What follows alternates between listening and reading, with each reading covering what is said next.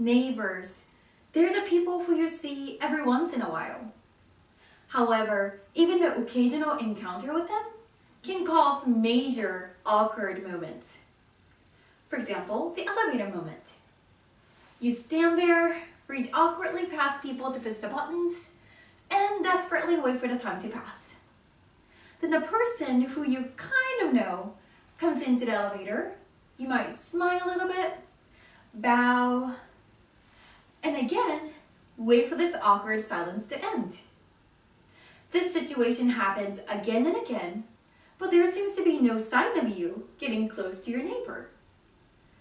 So you get the idea.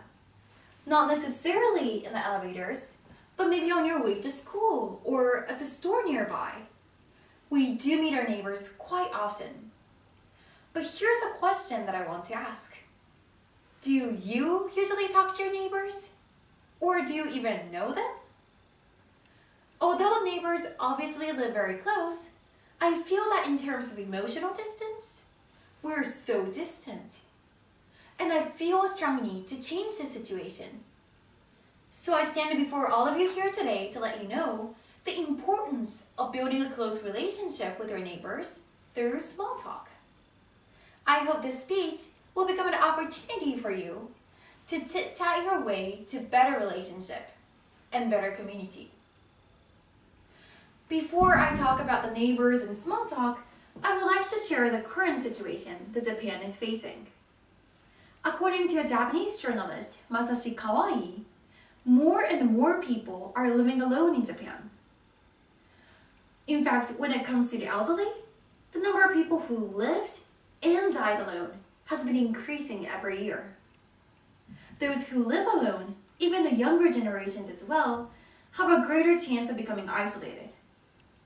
What if you fainted at your house? What if an earthquake hit your region? It would be very difficult to get help, right?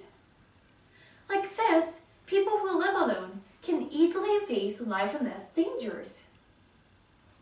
With aging population, the increase of unmarried people and divorce rate, this situation is expected to continue, and there's little that can be done about it. However, these are not the only reasons for isolations. A survey taken by the Cabinet Office shows 64% of the people who live alone answer that they never or barely have communication with their neighbors. This means they do not have someone to rely on in case of an emergency. The lack of communication and weak relationship with neighbors can also make isolations even more serious.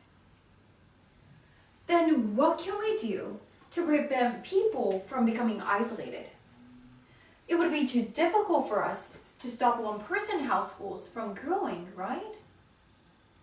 Well, how about creating a good relationship with our neighbors? With or without a family to rely on, your neighbors can be the ones who can help you in case of trouble. They can play the role of a family as well. They may not be related by blood, but they're physically close to you, right? We should take more advantage of that and create a good door-to-door relationship. The next question is how? How can we achieve a good relationship with our neighbors?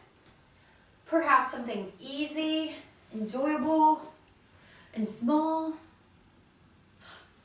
like small talk. This is where small talk comes into play. Takashi Saito, a Japanese specialist in education, explains that small talk, or zatsudan in Japanese, is a friendly, informal conversation about things which are not so important. However, small talk itself is important as an icebreaker. Small talk lets people know that you're interested in them and allows people for a deeper conversation, possibly leading to a better relationship in the future.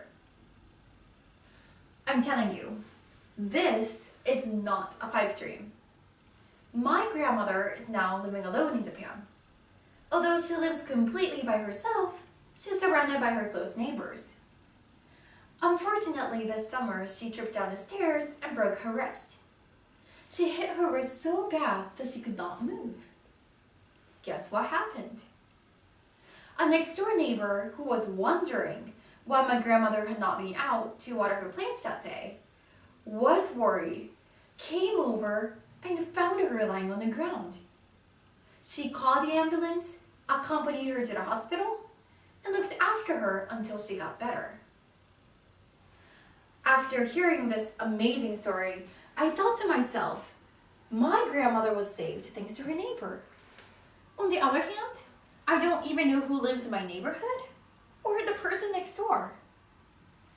This was when I realized the relationship with my neighbors was way too weak. From that time, I began to have a casual conversation with my neighbors, starting from, "Hi, how are you?" to "Anything fun lately?" It was amusing to know that most of them were actually very willing to carry on the conversation. Wait a minute, Hinako. I can hear you thinking, I'm not a talkative person. I can't start a small talk. Ladies and gentlemen, I get you, but that is not the case. How well you talk and how well you small talk is quite different. People are not craving for humor, inspiration, and life lesson in your small talk. It is okay to be sometimes boring, and it is natural to not have a punchline or conclusion. People just want to share a good atmosphere with you for a certain period of time. So think of small talk as greeting plus alpha. Hello plus something about the weather. Hi plus something about your neighborhood. Perhaps a new restaurant around the corner. Anyone can do this. You just have to start. So now you're in the elevator, or what some people call the most socially awkward moment in their lives. But this time you're different. You know that you can use this silence to make your relationship step up. You know that by starting with a hello can change your neighborhood, your community, and your society for the better.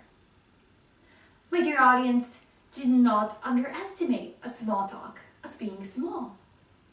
It is more than a big step towards a world without isolation. So, is small talk really that small? No. It is a big talk. Thank you.